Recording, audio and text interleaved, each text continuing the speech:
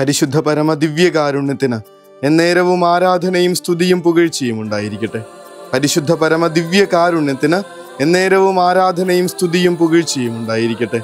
പരിശുദ്ധ പരമ ദിവ്യകാരുണ്യത്തിന് എന്നേരവും ആരാധനയും സ്തുതിയും പുകഴ്ചയും ഉണ്ടായിരിക്കട്ടെ. ഒരു വൈദികനും ഒരു മാലാഖയും എൻ്റെ മുൻപിൽ വന്നു നിന്നാൽ ആദ്യം ഞാൻ വൈദികനെ നമസ്കരിക്കുമെന്ന് പറഞ്ഞത് കൽക്കത്തയിലെ വിശുദ്ധ മദർ തെരേസയാണ്.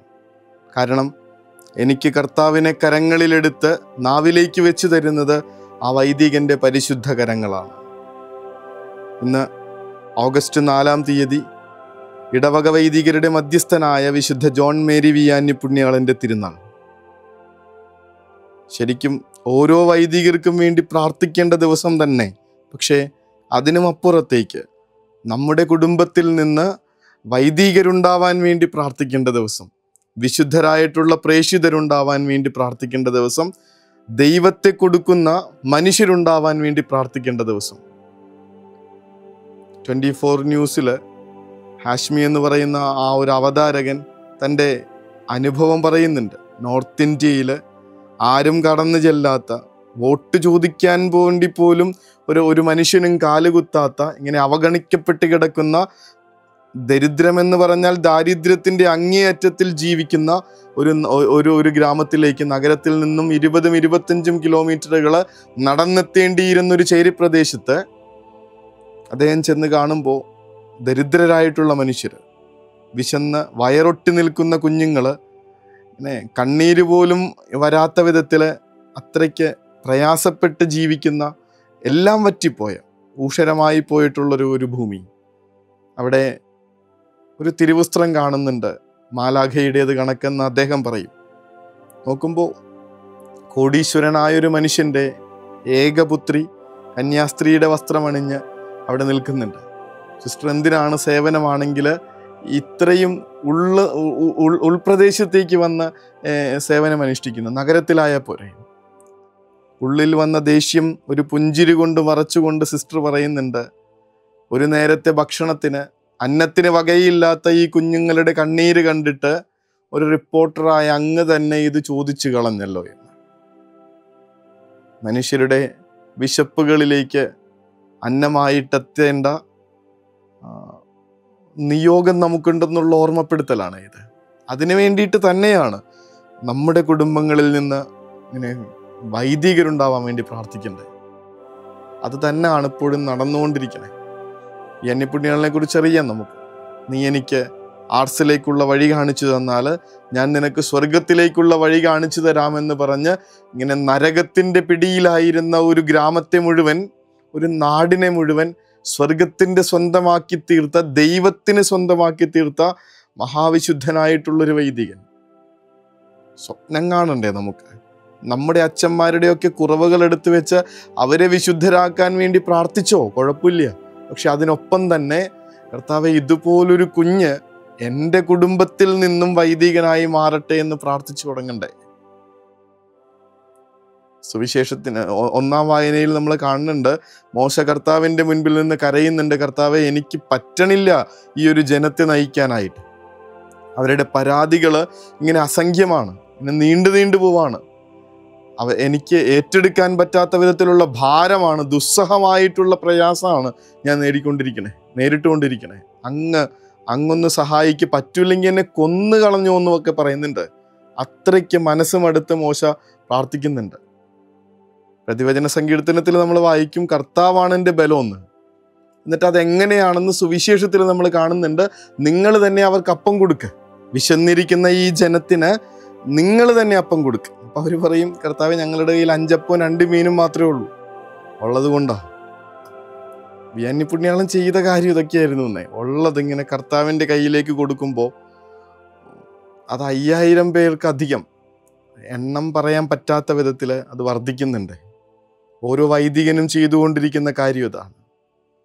ഇങ്ങനെ വിശപ്പ് വെറുതെ ശരീരത്തിൻ്റെ മാത്രമല്ലല്ലോ, ആത്മീയമായിട്ടും മാനസികമായിട്ടും ഒക്കെ ഇങ്ങനെ വിശന്നിരിക്കുന്ന മനുഷ്യർ, തളർന്നു പോകുന്ന മനുഷ്യർ, അവർക്ക് ബലമായിട്ട് സ്വർഗത്തിൻ്റെ മുൻപിൽ മധ്യസ്ഥം വഹിച്ച് പ്രാർത്ഥിക്കാനായിട്ടൊരു വൈദികൻ, അങ്ങനെ ഒരാൾ ഉണ്ടായിരുന്നില്ലെങ്കിൽ ഈ ലോകം എങ്ങനെ മുന്നോട്ട് പോയാനേ എന്നൊന്ന് ആലോചിച്ചിട്ടുണ്ടോ?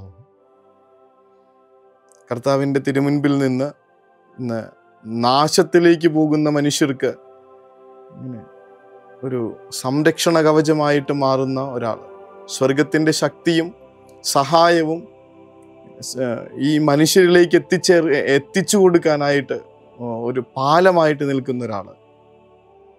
അയാളുടെ ശക്തി കൊണ്ടല്ല, പ്രതിവചന സങ്കീർത്തനം പറയണത് പോലെ നമ്മുടെ ശക്തി കേന്ദ്രമായ ദൈവത്തെ ഉച്ചത്തിൽ പുകഴ്ത്തുവിൻ.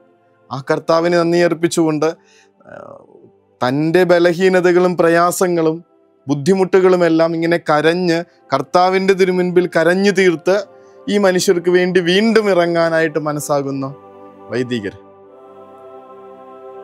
കർത്താവെ, അങ്ങനെയൊരു വൈദികൻ ഞങ്ങളുടെ കുടുംബത്തിൽ നിന്ന് ഉണ്ടാവാൻ വേണ്ടിയിട്ട് പ്രാർത്ഥിക്കുക. ആ ഒരു സിസ്റ്ററിനൊക്കെ പോലെ ഇങ്ങനെ ജീവിതം തീർന്നു പോയിക്കൊണ്ടിരിക്കുന്ന മനുഷ്യരുടെ ഇടയിലേക്ക്, വിശന്ന് മരിക്കുന്ന മനുഷ്യരുടെ ഇടയിലേക്ക്, പ്രത്യാശ എന്ന വാക്കിൻ്റെ അർത്ഥം പോലും അറിയാത്ത മനുഷ്യരുടെ ഇടയിലേക്ക്, നല്ലതെന്താണെന്നും നന്മ എന്താണെന്നും ഇതുവരെ ജീവിതത്തിൽ അനുഭവിക്കാത്ത മനുഷ്യരുടെ ഇടയിലേക്ക് ഞങ്ങളുടെ മക്കൾ ഇറങ്ങി പുറപ്പെടാനായിട്ടുള്ള പ്രാർത്ഥനയുണ്ടാവട്ടെ എന്നേ. ഇന്നത്തെ ഈ ഒരുമിച്ചിരിക്കലില് മക്കളെ നിർബന്ധിക്കാൻ വേണ്ടി പറയണതല്ല, പക്ഷെ അവരോട് ഈ പൗരോഹിത്യത്തിൻ്റെ നന്മകളെ കുറിച്ച് പറഞ്ഞു കൊടുക്കുക. എത്രയോ ജീവിതങ്ങളെയാണ് അവർ തിരിച്ചെടുത്തിരിക്കുന്നതെന്നും ദൈവത്തിന് വേണ്ടി നേടിയതെന്നുമുള്ള കൃപ നിറഞ്ഞ കാര്യങ്ങൾ പറഞ്ഞു കൊടുക്കുക. അഭിഷേകത്തിൽ അവർ വരുന്നുണ്ടെങ്കിൽ, അഭിഷേകത്തിലേക്ക് വരാൻ അവർക്ക് മനസ്സ് കിട്ടുന്നുണ്ടെങ്കിൽ, അതിന് നമ്മുടെ വാക്കുകൾ കാരണമാകുന്നുണ്ടെങ്കിൽ അത് നല്ലതല്ലേ?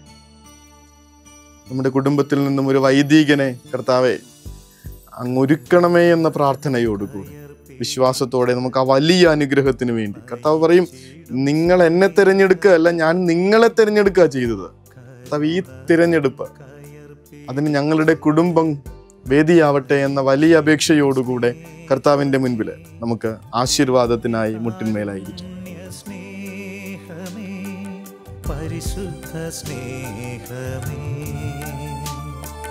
ദിവ്യകാരുണ്യ സ്നേഹമേ, പരിശുദ്ധ സ്നേഹമേ,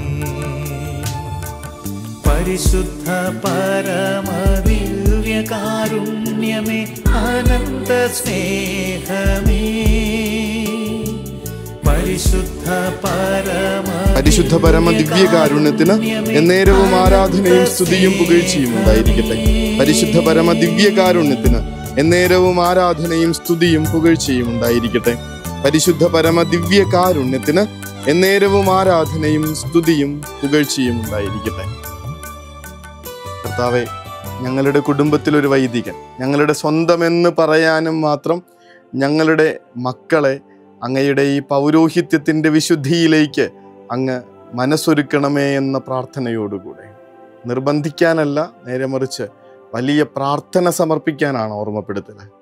ഞങ്ങളുടെ കുടുംബത്തിൽ നിന്ന് മനുഷ്യരുടെ വിശപ്പ് മാറ്റുന്ന, അതിനായി ദൈവമെന്ന അപ്പത്തെ കൊടുക്കുന്ന മനുഷ്യരെ ഞങ്ങളുടെ കുടുംബത്തിൽ നിന്നും ഉണ്ടായി വരട്ടെ എന്ന വലിയ പ്രാർത്ഥനയോടുകൂടെ നമുക്ക് ഈ രാത്രിയിൽ ഉറക്കത്തിലേക്ക് പോകാം. കരുണതൻ കയർ പിടിച്ച് നയിച്ചിടും സ്നേഹമേ, ദിവ്യകാരുണ്യ സ്നേഹമേ, പരിശുദ്ധ സ്നേഹമേ, പരിശുദ്ധ പരമ ദിവ്യകാരുണ്യമേ, അനന്ത സ്നേഹമേ, പരിശുദ്ധ പരമ ദിവ്യകാരുണ്യമേ, അനന്ത സ്നേഹമേ.